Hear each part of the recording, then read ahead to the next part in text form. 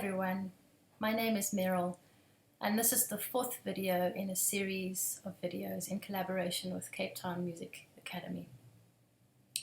Today I thought I would talk about one of the most important techniques that you need in order to engage with music technology. The first step is to convert analog sound, in other words, acoustic sound, or if you want continuous organic sound, into computer or digital technology or digital data that a computer can understand. So what we need in order to do this is something called an audio interface or an analog to digital converter.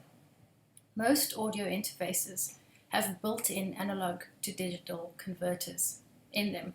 Most computers have them as well. So once you have a device that can record onto a computer or onto a smartphone or onto a tablet, you already have access to an analog to digital converter, even if you're not aware of it. The opposite of that is also true, because in order to convert information from your computer so that your ears can hear it, you need a digital to analog converter. And again, most computer speaker systems or most smartphones have those built in. So apart from that, to set up your room to record, there are a couple of things we have to think about. The first one being to try and keep things as quiet as possible around you. You want the best possible environment for your sound recording to be of the highest quality that you can get it, even if you have only basic equipment to work with. The first thing to do is to look around your room and decide what is creating what we call room noise that you don't necessarily need or want in your recording. A good way to do this is to start making a recording just for a few seconds and then listen back to it with headphones and figure out if you can hear a low hum or a drone or anything like that in the background. Generally, most rooms have something like that.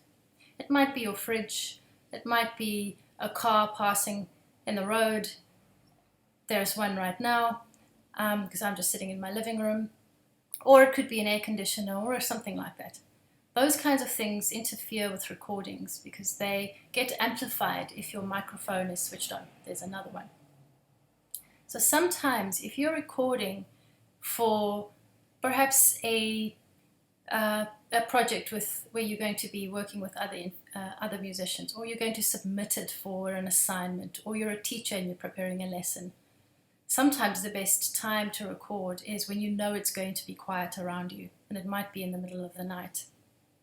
If you have to record in your home, it might be a good idea to look around the room and decide when is the best time and what do you need to deal with in order to give you the best possible quiet space that you need to record. So that might mean drawing the curtains to block out noise from outside, or even creating areas where you can block off areas, like maybe placing some towels over chairs or placing a microphone inside a cardboard box if you're recording something really small and quiet, and so on.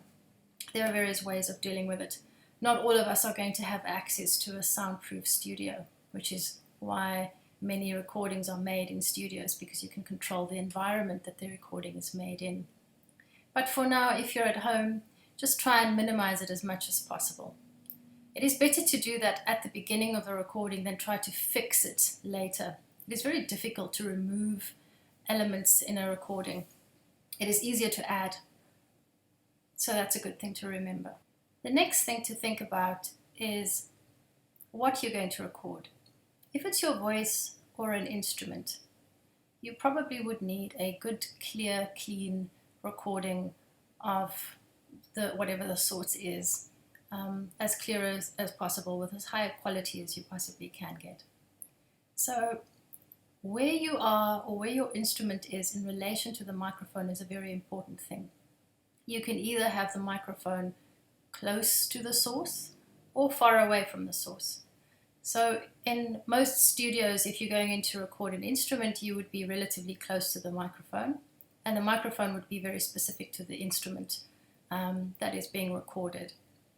And other environments, like in a concert setting, for instance, often there is a room mic that is recording the ambience of the room in general, so that you get a feel for what it feels like to play the music in that particular space.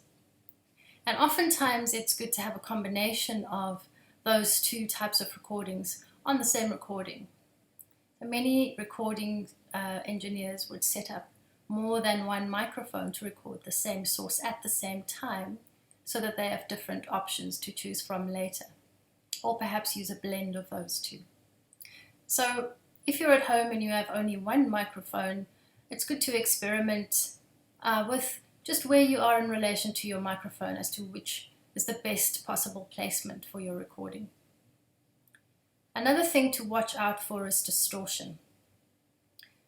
What you get with distortion is you get what we call clipping on the waveform. And what this means in simple terms is when you record something, you get a flattening out at the top of what the waveform looks like. And it's generally because the recording level was set too high.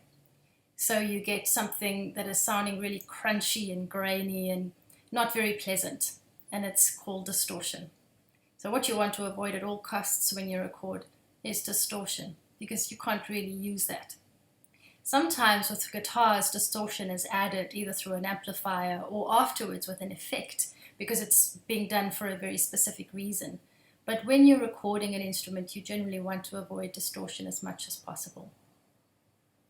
The best way to avoid distortion, or to experiment with what's the best possible level to avoid it, is to set your microphone up and make a recording and then listen back. Listen out for that horrible, grainy, unpleasant noise, and then set the level a little bit softer, make another recording, maybe set the level a little bit higher, make another recording, and then out of those 3 takes initially, decide what would be the better level out of the 3 to start with.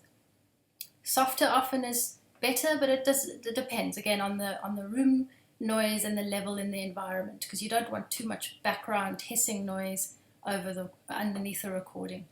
So it's important to find a really good balance. And this you can only really do at first anyway, by experimenting and listening really carefully. So already technology is forcing you to develop listening skills, which is a really good thing. All the best with your first recordings. Thanks for listening.